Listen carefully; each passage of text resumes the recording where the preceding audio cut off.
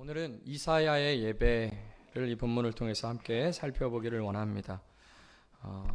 다니엘의 예배는 의리 예배였다. 이제 우리가 그렇게 얘기를 했고요. 다윗의 예배는 무엇이었습니까?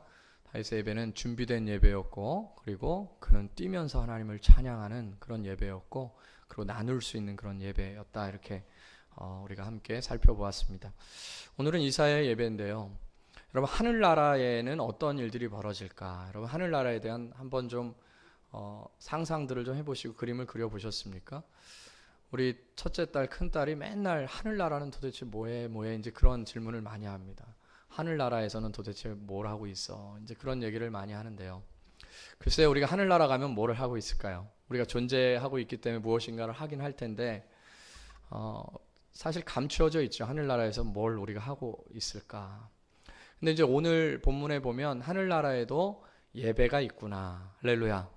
하늘나라에도 예배라는 것이 있어서 그 예배가 드려지는 그 모습을 이사야라는 한 선지자가 환상을 통해서 본 내용이 오늘 그 본문인데요. 하늘나라 가도 예배는 지속됩니다. 할렐루야. 예배를 사모할 수 있는 여러분 되길 축복합니다. 어떻게 보면 하늘나라에서는 이렇게라도 표현할 수 있어요. 하늘나라는 계속 예배하는 것이다. 계속 예배하는 것이다. 하늘나라에는 뭐 돈 벌기 위해서 뭐 직장생활 하는 것도 없을 거고, 하늘나라에는 뭐 어디 학교 가서 공부하는 것도 없을 것이고, 하늘나라에서는 하나님께서 왕 되셔서 친히 빛 되시고 친히 햇볕 되셔서 그분을 경배하고 예배하는 일들, 그리고 그 가운데 서로 사랑하고 교제하는 일들이 아마 지속적으로 있지 않을까. 그 중에 한 예배의 모습이 이제 오늘 나오는데요. 그 예배의 모습은 너무나 거룩하고 너무나 영화로운 모습이에요. 주의 보좌가 높이 들렸다는 거예요. 얼마나 높이 들린지 모르겠지만 주의 보좌가 높이 들려 있고, 그 보좌에서 주님께서 주님의 옷이 있는데 주님의 옷이 온 성전 구석구석을 쫙 펼쳐져 있다는 겁니다. 주님의 옷이 온 성전을 가득 덮고 있었던 것이에요. 그리고 그곳에 천사들, 주님을 모시는 스랍들이 있었는데 그 스랍들은 6날개를 갖고 있었습니다. 2날개는 얼굴을 가렸고요, 2날개는 발을 가렸어요. 얼굴을 가린다는 것은 차마 하나님을 얼굴과 얼굴을 맞대어서 볼 수 없는 하나님의 그 존귀함과 거룩함이 너무나 위험적이어서 하나님을 감히 맛볼 수 없는 그러한 모습을 상징하는 것입니다. 그래서 그 둘은 자신의 얼굴을 가리었고, 또 그 2날개는 발을 가리었어요. 발이라는 것은 항상 부족하고 죄성을 상징하는 것이거든요. 그러니까 자신의 연약함을 가리는 것입니다.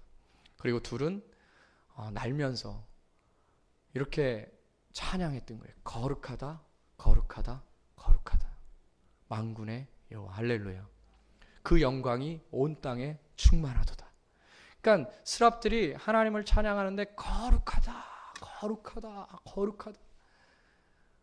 이 소리가 얼마나 큰지 다른 성경에 보니까 큰 물소리와도 같고 많은 군대의 소리와도 같다 그랬어요. 큰 소리로 거룩하다, 거룩하다, 거룩하다, 만군의 주. 그 영광이 온 땅에 충만하다. 계시록에서 보니까 이 소리는 너무나 큰 소리여서 폭포수와 같은 소리로서 그렇게 하나님을 찬양하는 그런 모습이 천상의 예배 가운데 있었습니다. 이 천상의 예배를 이사야가 환상 가운데 참여하면서 이 천상의 예배를 통해서 또 어떻게 보면 우리가 꿈꾸고 우리가 지금 드리는 이 예배의 하나의 모형, 이것은 그림자라고 얘기한다면 우리의 이 예배의 원형인 그 천상의 예배를 우리가 따라가는 것 아닙니까?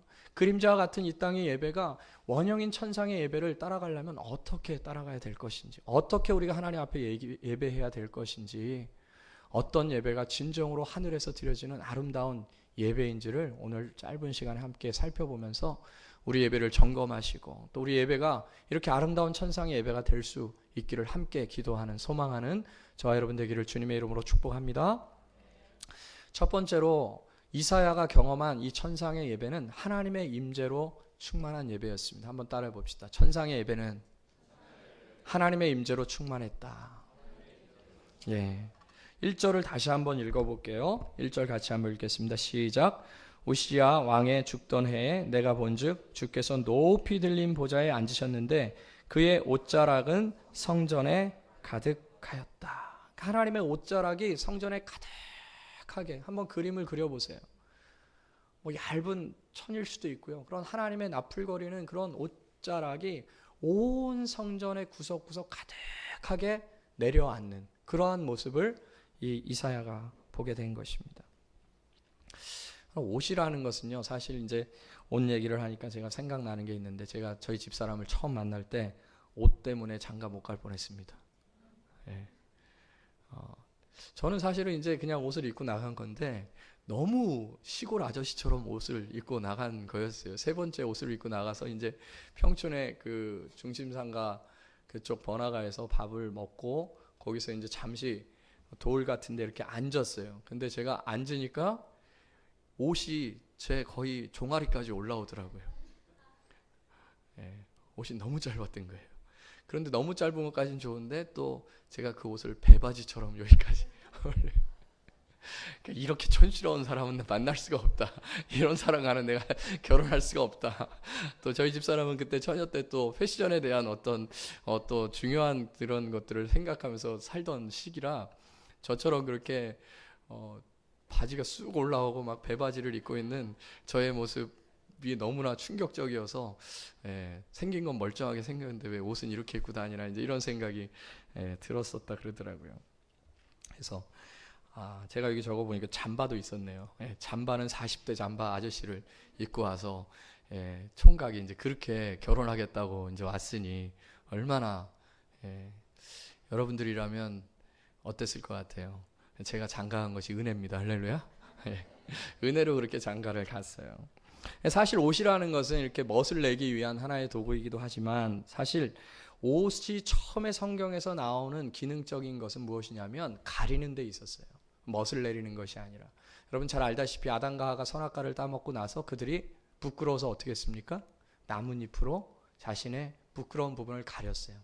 그리고 하나님께서도 그들에게 옷을 지어주셨어요. 그들의 연약함과 그들의 약함을 가려주시는 기능으로 옷을 만들어 주신 것입니다. 그러니까 옷이라는 것의 원래 기능은 가리는 것에 있다는 것이죠. 오늘 하나님의 옷자락이 온 성전을 덮었다. 하나님의 옷이라고 이야기했어요. 특별히 하나님께서 갖고 계신 많은 것들 중에 하나님의 옷이 성전 전체를 덮고 있었다는 것이에요. 그것은 무엇을 이야기하는 것일까요? 하나님의 성전에 들어오는 모든 자들에게 하나님의 그 거룩하신 옷으로 덮어 주신다는 것이에요. 탐욕과 죄악이 덕지덕지 묻어있는 그런 인간의 모습을 하나님께서 자신의 거룩하신 옷으로 가리워준다. 그것이 바로 하나님의 임재라는 것이에요. 하나님께서는 성전에 들어오는 자들마다 그분의 임재 앞에 의의 옷으로 갈아입을 수 있도록 도우신다는 것입니다. 그분이 의의 옷으로 그들의 죄악들을 덮지 아니하시면 왜 되지 않을까요? 그것은 바로 하나님은 거룩하신 분이시고 천사들조차도 자신의 얼굴과 발을 가릴 정도로 그분은 너무나 거룩하신 분이기 때문에 죄된 우리의 존재로서 하나님을 대면할 수가 없는 것입니다. 그렇기 때문에 하나님의 거룩한 옷으로 의의 옷으로 우리를 덮어주실 때 비로소 예배자로서 하나님 앞에 서 있을 수 있기 때문에 하나님께서 그의 거룩한 옷으로 우리를 덮어주시는 하나님의 임재로 하나님의 그 의의 옷으로 우리를 가득하게 덮어주시는 것으로 예배가 시작되는 모습을 보게 됩니다. 여러분 그렇습니다. 그렇기 때문에 아무리 죄가 많고 아무리 연약함이 많다 할지라도 주님 앞에 나오는데 두려워할 필요가 없어요. 왜냐하면 주님께서는 당신의 그 거룩한 옷으로 우리를 덮어주시기를 원하시기 때문에 그런 것입니다. 에베소서 3장 12절에 보니까 예수 그리스도를 믿는 자들마다 하나님 앞에 당당하게 나아가는 담력을 얻는다 그랬어요. 원래 죄인이 하나님 앞에 나아갈 때는 너무나 두렵고 떨게 되어 있는 것입니다. 하나님의 그 거룩함이 나의 이 연약함과 죄악된 모습에 강한 하나님의 화살이 날아와서 나를 찌를 것 같은, 나를 박을 것 같은 그런 두려움을 갖게 되는 것이 인간의 모습이라는 것이죠. 그런데 에베소 3장 12절에 너희가 예수 그리스도를 통하여서 하나님 앞에 나아가는 담력을 얻었다는 것이에요. 그러므로 이 하나님의 의의 옷, 이 거룩한 옷은 바로 다른 것으로 표현할 수 있는데 그것은 예수 그리스도의 보혈의 옷인 줄로 믿습니다. 그 보혈의 옷을 우리 가운데 덮어주시면서 우리가 하나님 앞에 예배할 수 있는 출발을 만드신다는 것이에요. 예수 그리스도를 영접하는 자마다 이 보혈의 옷을 입게 되는 줄로 믿습니다. 이 보혈의 옷을 입고 하나님 앞에 나아갈 때 비로소 우리가 하나님의 충만한 임재를 경험할 준비가 되어져 있는 것이에요. 여러분, 예배 드릴 때마다 여러분을 덮고 있는 옷이 있습니까? 우리가 지난주에도 어떤 옷 입고 왔냐 그런 얘기를 했지만 여기서는 그런 육신에 보여지는 옷이 아니에요. 여러분의 마음의 옷, 여러분의 거짓되고 탐욕된 그러한 마음의 옷들을 덮어줄 그런 옷이 있습니까? 오늘 이사야가 하늘에 가서 그 예배를 보았더니 하나님의 그 옷자락이 온 성전에 충만했던 것이에요. 그렇게 하나님의 옷자락에 자신이 덮여지지 않는다면 하나님의 임재를 경험할 수가 없는 것이에요. 다시 말해서 예수 그리스도의 그 보혈의 옷으로 내가 예배를 출발하지 않는다면 하나님의 임재는 경험되지 않는 것이에요. 그러나 내가 나를 위해서 십자가에 못 박혀 죽으신 예수 그리스도로 인하여 옷 입고 하나님 앞에 나아갈 때 비로소 하나님의 임재는 우리 가운데 경험될 수 있는 것입니다. 이런 하나님의 임재가 예수 그리스도의 보혈을 통하여 여러분의 마음 가운데, 심령 가운데 경험될 수 있기를 주님의 이름으로 축복합니다. 두 번째로 하나님의 그런 거룩한 임재가 그곳에 있었으면서 그 하나님을 예배할 때 이사야가 무엇을 경험하냐면요, 자신의 부족을 경험합니다. 그래서 진정으로 하나님 앞에 회개하는 역사가 일어나는 것이에요. 그래서 천상의 예배, 정말 우리가 꿈꾸는 예배 속에서는 진정한 자기의 회개, 자기를 돌아보는 역사, 자기가 주님 앞에 얼마나 부족한 존재인지 연약한 존재인지를 깨닫게 되는 예배, 그것이 바로 천상의 예배를 경험한 것이라는 것이죠. 우리 5절을 한번 읽어볼게요. 5절 같이 한번 읽겠습니다. 시작.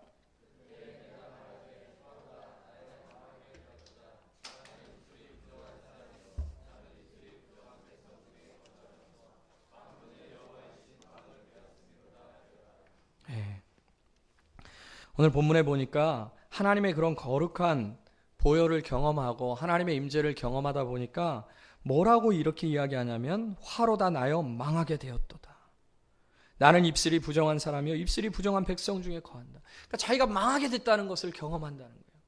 예배를 통해서 나는 죽었다. 나는 죽을 수밖에 없는 거구나. 나는 죽는 존재구나 라는 사실을 이 이사야가 강하게 경험하는 것을 봅니다. 진정한 예배를 경험한 사람은 그 예배를 통해서 자기의 부족과 자기의 연약을 보게 되는 것이고 그 연약이 너무나 자기 가운데 강한 찔림이 되어서 나 죽는 거 아닌가? 나 죽을지도 모른다 라는 그러한 생각을 갖게끔 하는 예배, 그것이 바로 천상의 예배라는 것이죠. 예배는 주님의 밝은 빛이 강하게 비춰지는 것이에요. 어둠에 있을 때는 자기가 무엇이 묻었는지 잘 알지 못하다가 주님의 강한 강렬한 빛이 비춰지는 예배 가운데 자기가 나왔을 때 비로소 나는 입술이 부정한 자구나, 나는 망할 수밖에 없는 자구나, 나는 입술이 부정한 백성 중에 거하는 자구나라는 사실을 이사야가 깨닫게 된다는 것이에요. 그러므로 우리가 예배를 드릴 때 찔림이 없거나 자신의 연약한 부분들을 발견하지 못한다면 저는 둘 중에 하나라고 생각합니다. 우리가 찔림이 없거나 자신의 연약함을 발견하지 못하는 예배를 드렸다면 우린 둘 중에 하나일 것이, 하나는 그 사람이 정말 깨끗한 사람이거나 정말 부족함이라는 것은 단 한 군데도 찾아볼 수 없는 완전한 사람이거나, 또 하나는 그 사람이 진정한 예배를 경험하지 못한 것. 예배를 드리긴 드렸지만 그냥 이 땅에서 만들어낸 예배를 드렸을 뿐인 거예요. 천상의 예배를 경험하지는 못하는 거예요. 진정으로 천상의 예배를 경험한 자는 그 예배를 통해서 예배의 순간순간마다 자신의 부족을 발견하고 자신의 연약을 발견하고 하나님 앞에 애통해하면서 하나님, 저는 죽을 수밖에 없는 존재이군요. 나 죽을까 봐 겁이 납니다. 그렇게 자신의 연약함과 자신의 약한 부분을 깨달을 수 있게 된다는 것이죠. 진정한 예배를 드리는 자는. 매주일 드려지는 예배 속에서 우리가 우리 자신을 돌아보고 우리 자신이 얼마나 연약함 잘하는 것을 깨닫지 못한다면 예배는 그 사람에게 아무런 효과를 내지 못하는 것이에요. 예배의 중요한 기능 중에 하나가 하나님 앞에서 자신의 연약들을 바라보고 그 연약들이 고침받고 새롭게 되는 것, 새롭게 목욕하고 새롭게 깨끗해지는 것, 그것이 예배의 중요한 기능 중에 하나인 것이죠. 여러분, 아무리 깨끗한 사람도요, 방금 목욕한 사람도요, 또 먼지가 쌓이게 되는 거예요. 하나님 앞에 예배를 드리면서 자신의 부족을 보지 못할 자는 없다는 얘기입니다. 여러분, 아무리 방을 깨끗이 청소해 보십시오. 밝은 햇살이 비춰지면 그 깨끗하게 청소해 놓은 그 방에도 먼지가 날아가는 것을 보게 될 것이에요. 하나님의 예배가 강력하고 하나님의 임재가 충만한 곳 속에서는 어떠한 자들도 아무리 방금 전에 온 마음을 깨끗이 하고 회개한 사람이라 할지라도요, 자신의 부족을 발견하게 되는 것이고 하나님 앞에 엎드리게 되는 것입니다. 화로다 나여 망하게 되었도다. 이 사망의 몸에서 누가 나를 건져내랴.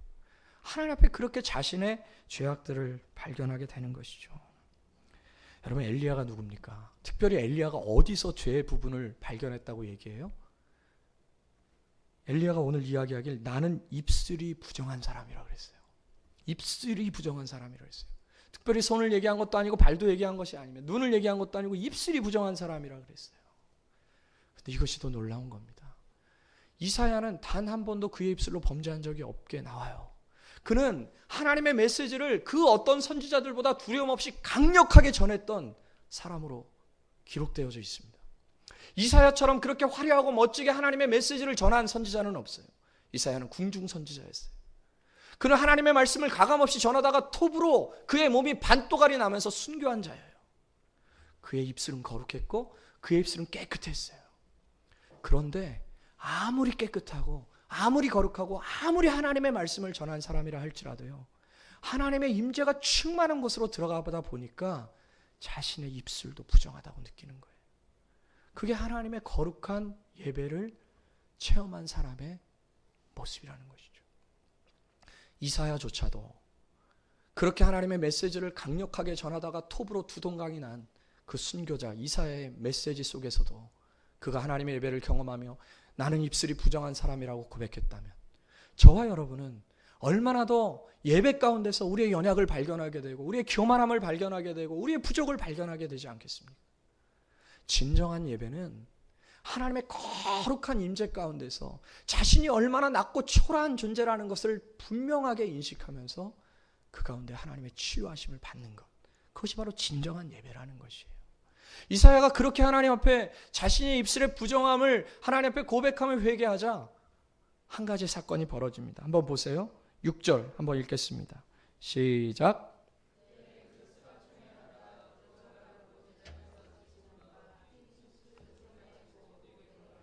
7절도 그것을 내 입술에 대며 이르되 보라 이것이 내 입에 닿았으니 내 악이 제하여졌고 내 죄가 사하여졌느니라. 예배 가운데 이런 역사가 있는 거예요. 하나님 앞에 진정으로 자신의 부족들을 고백하고 나아갈 때 제단에 있는 숯불 하나가 날라와서 이사야의 입술을 지지면서 너의 부정한 입술이 이제 이 숯불이 닿았기 때문에 깨끗해졌다. 하나님의 그 용서하심과 하나님의 깨끗하게 하심을 우리가 매 예배 때마다 경험하지 못한다면 우리는 이 땅 가운데서 어떻게 그리스도인으로서 살아갈 수가 있을까요? 여전히 더럽고 여전히 죄악된 우리의 모습이 주님 앞에서 깨끗하게 회복되는 것을 반복적으로 경험하지 못한다면 우리는 한 달이건 1년이건 10년이건 목욕하지 않은 사람과 같이 더러운 모습으로 이 땅을 살아갈 수밖에 없다는 거예요. 이번에 필리핀에 갔는데 저희가 목욕을 많이 했어요. 너무 땀이 많이 나고 너무 막 그냥 더우니까 많이 했어요. 가만히 있어도 막 그냥 땀이 줄줄줄줄 나더라고요. 목욕하고 다시 나와서 옷을 말리면서 옷을 입으면서 또 땀을 뻘뻘 또 하고, 그렇게 땀이 많이 나고 그렇게 막 옷에서 냄새가 나는데도 불구하고 목욕을 하지 않아요. 더러운 거죠. 때가 찌드는 거예요. 인내가 나고 사람의 더러운 그런 냄새가 나는 거예요. 만약에 우리가 수없이 예배를 참여함에도 불구하고 우리의 영혼이 주님 앞에서 자신의 부족을 깨닫고 하나님 나의 이 죄 때문에 나는 지금 더럽습니다. 나를 깨끗하게 해주십시오. 나를 정결케 해주십시오. 그렇게 해서 제단의 숯불이 날라와서 우리를 깨끗하게 만들지 않는다면 우리는 그리스도인이지만 한 번도 목욕하지 않은 세상의 사람들처럼, 한 번도 그의 영혼이 깨끗해지지 않은 사람처럼 그렇게 더러운 모습으로 냄새를 풍기면서 이 땅을 살아갈 수밖에 없다는 거예요. 진정한 예배를 경험한 자, 그는 누구입니까? 바로 하나님의 거룩 앞에 자신의 부족을 깨닫고 그 부족 앞에 하나님의 정결케 하심을 경험한 사람, 그 사람이 진정한 예배를 드리고 있는 자죠. 수없이 많이 드려지는 예배 가운데 과연 누가 이사야처럼 그 거룩했던, 그 정결했던, 그 성실하게 하나님의 일을 감당했던 이사야가 하나님 앞에 통곡하며 자신의 죄를 괴로워했듯이 과연 우리는 예배를 하며 하나님 앞에 우리의 부족을 토해내고 주님 저를 고쳐주십시오. 주님 저를 깨끗하게 해주십시오. 저의 연약한 부분들을 좀 고쳐주십시오. 그렇게 간절히 주님께 기도하면서 정결함을 입게 되는 것인지. 여러분의 예배는 어떻습니까? 이 새벽교회 예배는 어떻습니까? 진정으로 회개의 역사가 일어나고 그 회개 가운데 치유와 용서를 경험하며 진정한 기쁨과 자유가 넘쳐나는 예배입니까? 우리의 예배가, 이 새벽교회 예배가 그렇게 회개하며 치유가 되는 놀라운 예배 될 수 있기를 예수님의 이름으로 축복합니다. 마지막으로요, 이 이사야가 경험한 예배는 주님의 거룩을 경험하고요, 그리고 자신의 부족을 경험하면서 죄의 용서를 받고요, 이제 예배를 온전히 완성케 하는데요, 그것은 바로 주의 말씀에 헌신함으로 예배를 마무리 짓습니다. 한번 우리 몇 절이에요?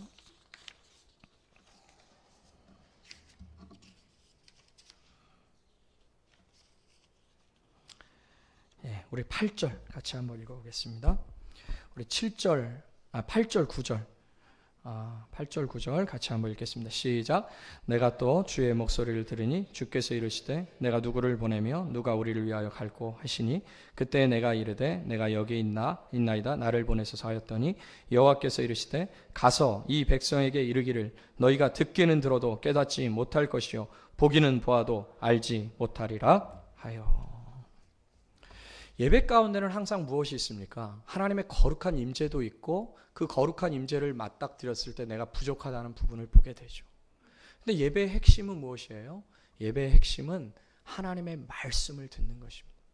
오늘 이사야가 그 예배의 모습을 보면서 자기 자신을 돌이키며 하나님 앞에 회개하고 나아가니까 비로소 주님의 메시지가 들리기 시작하는 거예요. 주님이 이사야에게 이렇게 말씀하시는 것이 들리는 거예요. 아니, 이사야에게 말씀한 것은 아닐 것입니다. 누가 나를 위해서 갈 거라고 이야기했기 때문에 거기에 예배에 참석한 모든 사람들에게 말씀하고 있는 것이에요. 주님께서 이렇게 말씀하십니다. 8절 내가 또 주의 목소리를 들으니 주께서 이르시되 내가 누구를 보내며 누가 우리를 위하여 갈고. 주님의 메시지가 전달되는 것이죠. 그때 이사야가 이렇게 반응합니다. 내가 여기 있사오니 나를 보내소서. 할렐루야. 한번 따라해 봅시다. 내가 여기 있사오니 나를 보내소서. 이 고백이 저와 여러분의 고백되기를 축복합니다. 진정한 예배는 주님의 거룩한 임재를 내가 느끼는 것이고, 그리고 그 가운데서 자신의 부족을 경험할 뿐만 아니라 새롭게 된 자신의 모습을 통해서 주님께 헌신하는 것이죠. 그래서 이사야가 드린 마지막의 예배는 헌신으로 마무리하는 예배가 됩니다. 주님, 내가 여기 있습니다. 내가 가겠습니다. 주님의 메시지는 무엇이냐면 가서 이 백성에게 말하길 너희는 듣기는 들어도 듣지 못하고 보기는 보아도 보지도 못한다. 사실 그들에게 별로 전하고 싶지 않은 그런 메시지를 이사야에게 주는 거예요. 그러면서 뭐라고 이야기하냐면 그들의 눈을 가리고 그들의 귀를 막아서 그들이 하나님 앞에 돌아와 고침 못 받게 하라. 저주의 메시지를 전달하는 것입니다. 누가 그 메시지를 전달하고 싶겠어요? 물론 이 저주의 메시지는 그들을 죽이기 위함이 아니라 그들을 경고해서 하나님께 돌이키기 위한 하나님의 마음이죠. 누가 나를 위해서 갈고 저들의 눈을 막아버리고 저들의 귀를 막아버릴 사람이 누구냐? 이 사역에 동참할 수 있는 사람이 누군가? 누구든 이러한 사역에 동참하고 싶지 않죠. 누구든 좋은 사역, 기쁜 사역, 편한 사역들에 동참하고 싶겠죠. 그런데 이사야가 받은 사역의 메시지는 그들의 눈을 가리는 것이에요. 그들의 귀를 가려버리는 것입니다. 그들의 마음을 닫아버리는 거예요. 그래서 하나님 앞에 고침받지 못하고 혼을 좀 나도록 하는 것이었어요. 우리가 주님의 말씀을 예배 가운데 듣게 됩니다. 그리고 그 말씀을 우리가 들으면서 마음 가운데 찔림도 오고 그리고 그 말씀대로 살아야 되겠다는 그런 생각들도 갖게 되죠. 그런데 여러분, 예배의 말씀은 예배 시간을 위해서 있는 것은 아닙니다. 예배의 말씀은 예배실 밖을 위해서 있는 것이죠. 예배 시간에 들으라고 예배의 말씀이 있는 것이 아니고 예배 시간에 들은 말씀을 가지고 예배실 밖에 나의 삶의 자리, 현장 가운데서 그 말씀대로 살라고 말씀을 허락하시는 것 아니겠습니까? 예배를 참석하면서 주님의 임재를 경험하는 것, 찬양을 하면서 막 가슴이 뜨거워지는 것, 그것도 중요합니다. 그리고 예배를 통해서 자신의 부족을 보면서 난 참 연약한 존재구나, 부족한 존재구나 라는 것을 깨닫는 것도 굉장히 중요합니다. 그러나 예배의 가장 중요한 것은 예배의 완성 아니겠습니까? 예배의 완성은 바로 그렇게 감동을 입고 그렇게 마음 가운데 깨달은 것을 실제로 나의 삶 가운데 실천해 가는 것, 헌신해 가는 것, 그것이 예배의 완성이에요. 그것이 이루어지지 않는다면 예배는 미완성으로 끝나버리는 것이고 진정한 예배의 목적이 성취되지 못하는 것이죠. 예수님께서 이렇게 말씀하셨어요. 하늘의 말씀이 계속 뿌려진다는 것입니다. 하나님의 말씀이 계속 이 땅 가운데 뿌려진다는 것이에요. 그런데 하나님의 말씀이 뿌려질 때 네 종류의 밭에 뿌려진다는 거예요. 첫 번째는 무엇입니까? 길가에 뿌려진다는 거예요. 이것은 지금도 길가에 혹시 있는 분 계십니까? 이런 자들인 거예요. 말씀이 들리지만 전혀 그 말씀이 소리는 나는데 무슨 소리인지 모르는 거예요. 그냥 듣는 그 즉시 새가 와서 잡아먹는 것입니다. 그 새는 마귀라 그랬어요. 마귀가 그 마음에 열매를 맺지 못하게 하기 위해서 그냥 듣는 즉시 가져가는 것이죠. 두 번째는 어느 밭입니까? 돌밭입니다. 이것은 말씀을 들을 때 맞다, 그렇다, 그렇게 살아야지라고 생각하지만 그 믿음이 너무 얇기 때문에 그냥 성전문을 나가면서 저 유리문을 열면서 새까맣게 잊어버리는 것이에요. 돌짝밭이 역시 열매를 맺지 못합니다. 또 하나의 밭은 무엇이에요? 가시밭입니다. 가시밭은 그 말씀을 기쁨으로 받고 그 말씀을 이겨내려고 마음에 결심을 해요. 점점 나아지고 있어요. 그렇지만 말씀을 실행하려고 하는 그 순간 세상의 염려와 재리의 욕심과 여러 가지 상황이 걱정되다 보니까 그 말씀을 지키지 못한다. 그게 가시밭이었습니다. 안타깝지만 이 세 밭은 정도는 좀 다를 수 있지만 모두 열매 맺지 못했어요. 오직 좋은 밭, 말씀을 받고 내가 여기 있습니다. 나를 보내소서 라고 순종하면서 그 말씀을 받을 수 있는 사람만이 주어지는 그 말씀의 열매가 있어요. 여러분 참 재밌는 게요. 제가 우리 요 위에 떡볶이집 앞에 버려진 욕조가 하나 있어요. 그 버려진 욕조 안에는 흙이 가득 담겨져 있어요. 거기에 제가 4가지를 심었습니다. 하나는 옥수수, 하나는 완두콩, 하나는 고추, 하나는 방울토마토. 4가지를 심었는데 심을 때 정말 다 죽는 줄 알았어요. 왜냐하면 좀 그런 이유가 있었어요. 잘 뿌리가 온전치 않았고 막 그랬어요. 그런데요, 물을 주고 정성을 들여서 키우니까 지금 쑥쑥 자랐습니다. 한번 가실 때 한번 보세요. 옥수수도 자라요. 심지어 옥수수가 열릴 수도 있어요. 거기에 욕조에 옥수수가 열려요. 지금 완두콩이 얼마나 많이 열렸는지 어저께 제가 따서 완두콩을 막 먹었어요. 그랬더니 날고로 먹으면 배 아프다고 먹지 말라고. 맛있어요. 고추도 따서 먹었어요. 맛있더라고요. 방울토마토는 먹고 싶지만 아직 파래요. 그래서 아직 먹지 못해요. 여러분, 말씀은 씨라 그랬어요. 말씀이 다 똑같은 열매 맺는 거 아닙니다. 주어지는 말씀을 내가 어떻게 순종하에 따라서 그 말씀에 따른 열매가 다 달라요. 토마토가 다르고 고추가 다르고 완두콩이 다르고 옥수수가 다르듯 여러분이 그 말씀이 여러분 마음 가운데 박혀서 그 말씀을 순종하잖아요. 그 말씀은 씨앗이라 그랬어요. 그 말씀을 통한 복이, 그 말씀을 통한 열매가 여러분에게 임한다는 거예요.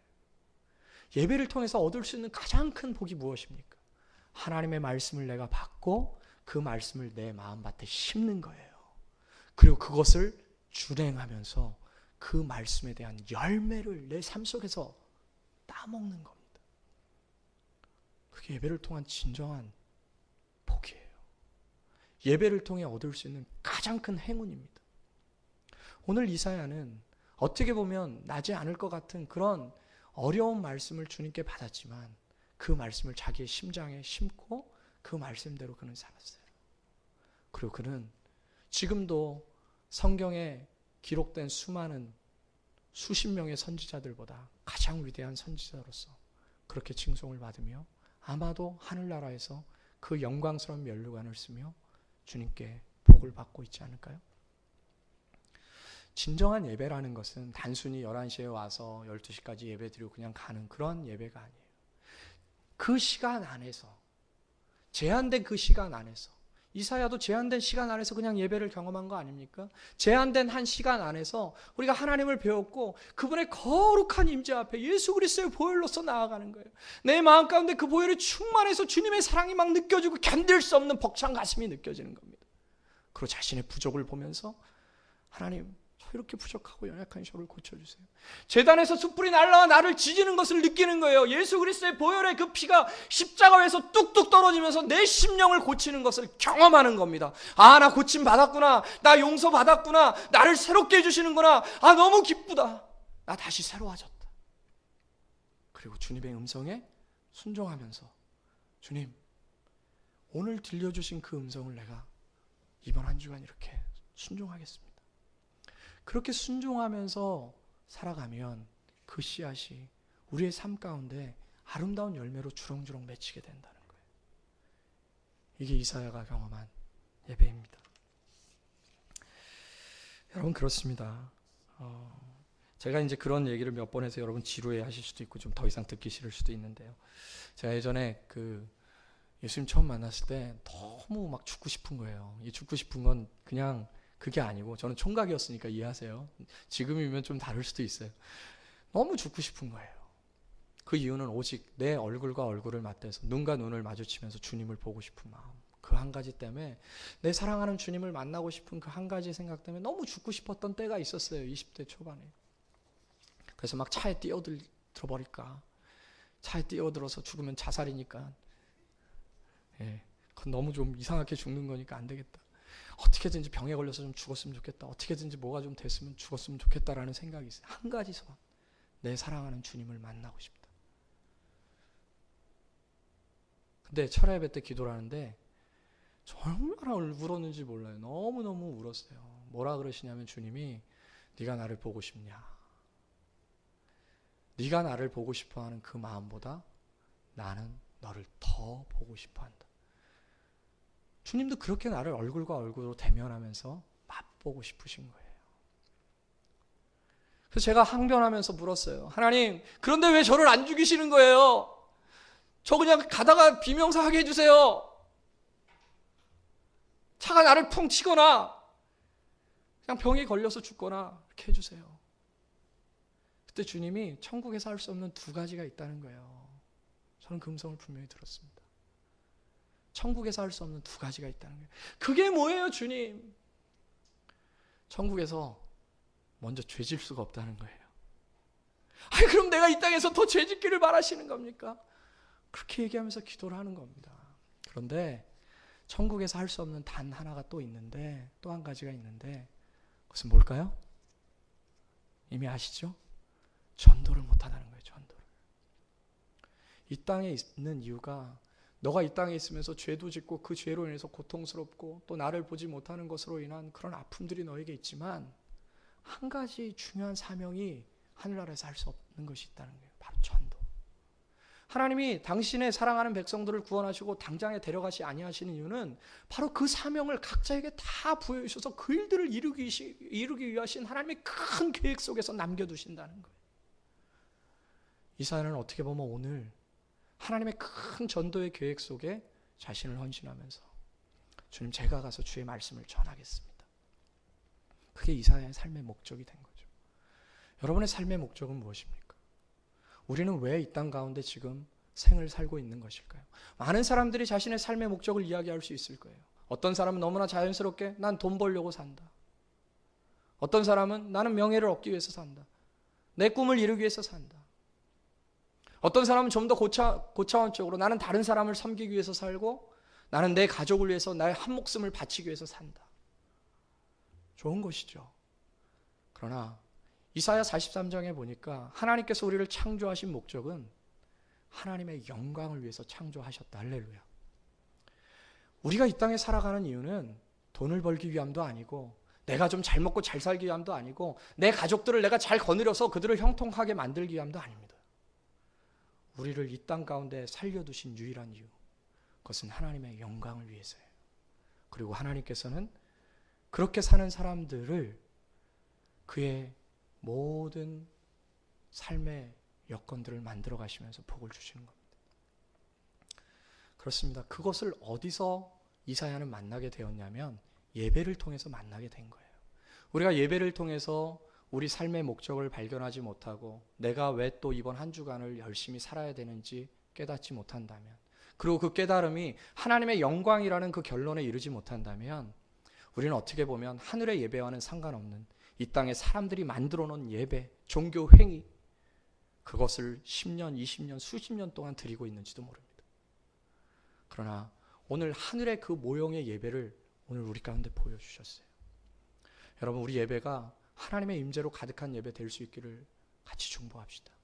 그리고 이 예배에 참여하는 모든 자들마다 자신의 연약함을 발견하고 자신의 죄악된 모습이 주님 앞에 해결될 수 있는 그런 치유받을 수 있는 예배 될 수 있기를 축복합니다. 더 나아가서 주의 말씀에 순종하며 내 생이 오직 주를 위해서 살아가리라 고백할 수 있는 그런 아름다운 결단의 모습이 이 예배 가운데 나타날 수 있기를 함께 중보하는 저와 여러분 되기를 주님의 이름으로 축복합니다. 기도하겠습니다. 우리 같이 한번 찬양 한 곡 하고요. 기도하겠습니다.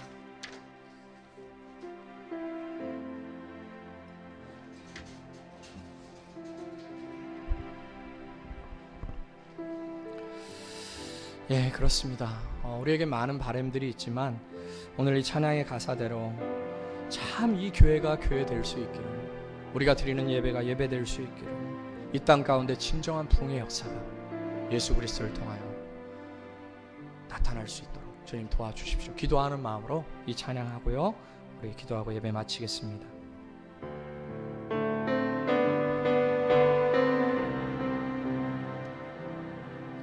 우리에겐 손이 하나 있네. 주님 다시 오신 그날까지 우리 가슴에 새긴 주의 십자가 사랑 나의 교회를 사랑케 하네. 주의 교회를 향한 우리 마음, 희생과 포기와 가난과 고난, 하물며 죽음조차 우릴 막을 수 없네. 우리 교회는 이 땅의 희망, 교회를 교회되게 예배 되게 우릴 사용하소서. 진정한 부흥의 날 오늘 임하도록 우리 사용하소서. 우리에겐 소원이 하나 있네. 주님 다시 오실 그날까지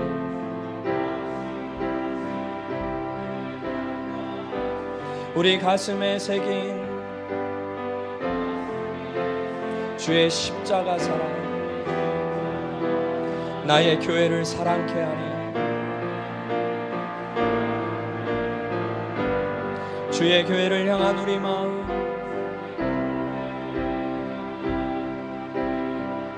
희생과 포기와 가난과 고난, 하물며 죽음조차 우릴 막을 수 없네. 우리 교회는 이 땅의 희망, 교회를 교회되게 예배 되게 우릴 사용하소서. 진정한 부흥의 날 오늘 임하도록 우리 사용하소서. 안에 예배하리라. 아멘. 성령 안에 예배하리라. 자유의 마음으로 사랑으로 사역하리라. 사랑으로 사역하리라. 교회는 생명입니다. 교회는 생명이니 교회를 교회 되게 예배 되게 우리 사용하소서. 진정한 풍의 날 오늘 임하도록 우리 사용하소서. 이제 한번 기도하겠습니다. 하나님, 나도 천상의 예배에 참여케 하시고 하나님의 임재를 경험케 해주시고 나의 죄악들이 주님 앞에 고침받게 하여 주옵시고 주님 앞에 헌신하는 그러한 예배 드릴 수 있도록 인도하여 주옵소서. 새벽교회가 그런 하나님 헌신의 예배를 주님 앞에 드리게 하여 주옵시고 천상의 예배가 하나님이 새벽교회 가운데 그대로 임할 수 있도록 역사하여 주옵소서. 우리 같이 한번 주님의 이름으로 한번 문을 기도하겠습니다. 주여